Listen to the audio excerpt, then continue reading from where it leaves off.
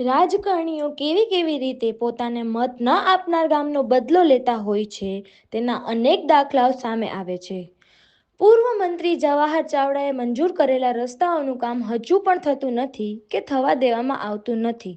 આવી સ્થિતિના કારણે વંથલી પંથકના ખેડૂતો અને ગ્રામજનો પારાવાર મુશ્કેલી ભોગવી રહ્યા છે। આજે જૂનાગઢ જિલ્લાના વંથલી તાલુકાનું બાલોટ ગામ।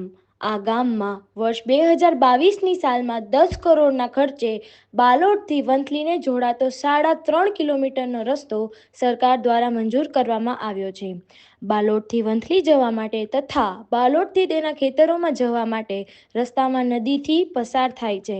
નદી પર કોઈ પણ પુલ બનાવવામાં આવતો નથી, જેના કારણે સેંકડો ખેડૂતોને ચોમાસામાં ખેતી કરવી, ખેતરે જવું પણ મુશ્કેલ બની ગયું છે।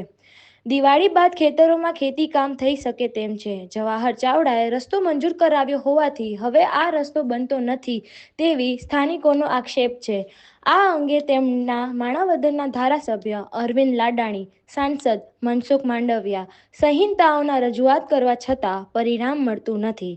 બાલોટથી વંથલી જવા માટે હાલ 9 થી 10 કિલોમીટર સુધી ફરીને જવું પડે છે। જવાહર ચાવડાએ મંજૂર કરાવ્યો હોવાથી હાલમાં આ રસ્તો બનતો નથી તેવી સ્થાનિકોની છે। રાજકારણીઓ પોતપોતાના દાવ લેવામાં મતદારોને પણ છોડતા નથી તેનો આ ઉત્તમ નમૂનો છે।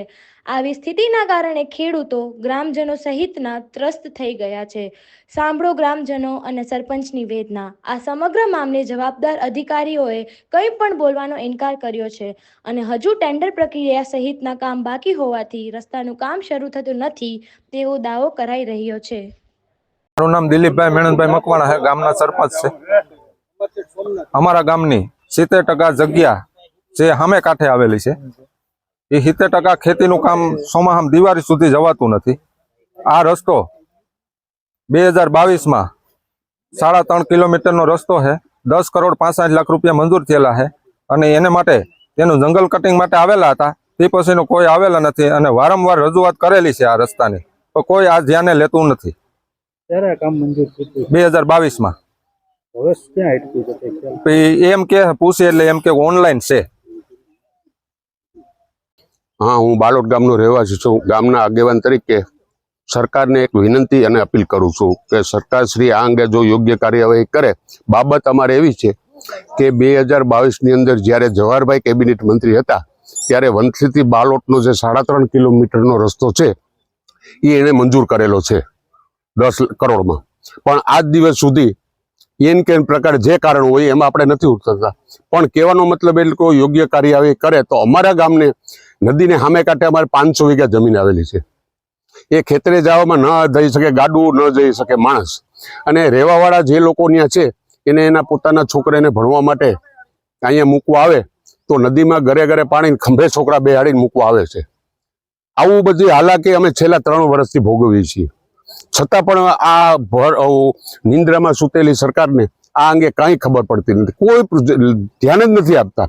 હા, જાય એટલે એમ કે છે કોન્ટ્રાક્ટ કપાઈ ગયો છે, કામ ચાલુ થશે, પણ યોગ્ય કરે એવી અમારી નમ્ર વિનંતી છે।